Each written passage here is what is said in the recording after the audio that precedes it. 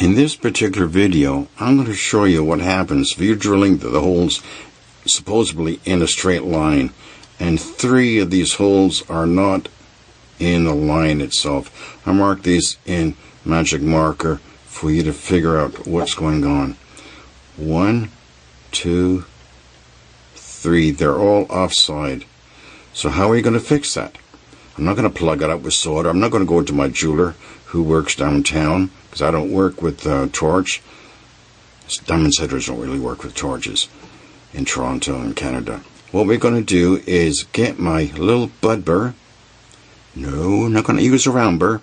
I'm going to get my bud burr and lean it on one side only. So I'm going to excavate a bit more of this area of the metal, leaving this part untouched. So basically I'm moving the hole further towards one side than the other. Same process. I'm moving the hole down towards this area, but I won't go too far. You can see how I'm leaning it over. Just a touch.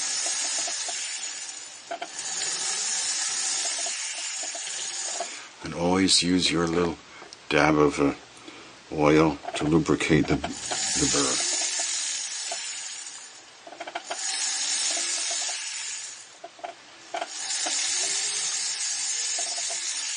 If you feel that it's not working well, forget it.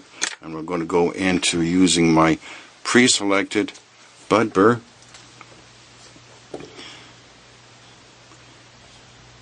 Again, I'm going to get my round burr and slowly excavate on one side of the hole more than the other.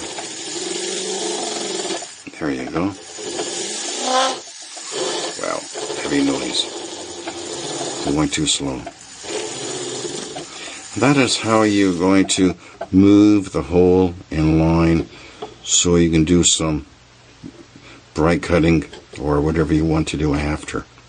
That is also suppose that you're going to be drilling gypsy setting, and you find that the metal is too darn thin. What are you going to do? I have no idea, but I'm going to tell you what. The jeweler who made this ring, I'll tell you what he did. He turned it over and he put little jump rings under each hole. Under each hole he put a little jump ring to make this metal thicker to do gypsy setting. And because of that, I can still use this ring. And if I didn't, the metal, the stone would fall right through without even having a chance for me to set it. And you can see little circles around each hole. I think you can see it now. I'm looking through the camera while I'm holding the ring. And all of these are little jump rings. Tedious, but you know, it saved the life of the ring. And this is one of my stones I set. Gypsy set, and I bright cut the inside of the hole. I didn't make any wire beads or little hooks, as I've seen in one of the magazines today from America. They put little wire hooks. That's not gypsy setting. Gypsy setting is hammering the metal or burnishing it over the girdle of the stone. That is true gypsy setting, or as you call it, flush setting. Anything else is just, I don't know, it's like a pseudo. It's not the real McCoy. It's not the real thing. But I use this for all my students, how to do a gypsy setting. Here you got 13 steps, 13 stones. Here's a better view. All these little jump rings. Because whoever made this ring originally didn't take in consideration how thin that metal would be.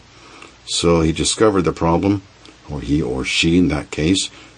No gender here, no gender biased here, and that person made a little jump ring, and it's can work with it. And if I didn't have that, I wouldn't be able to set the stones. All the stones on all the holes have to be in a straight line. And how can you tell? Hold it sideways.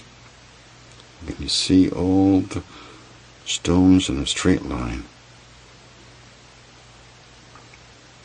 We discussed this once before in the previous video, but this is what happens.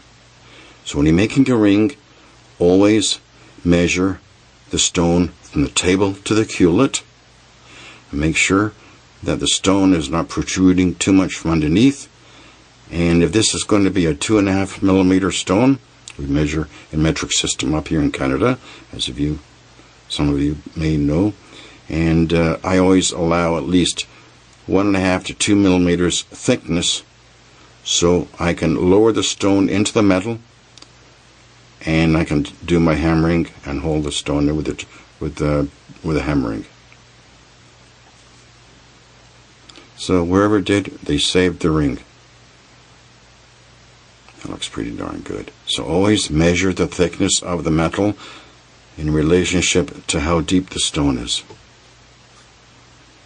If I have any more problems, I'm going to try and show them to you in another video.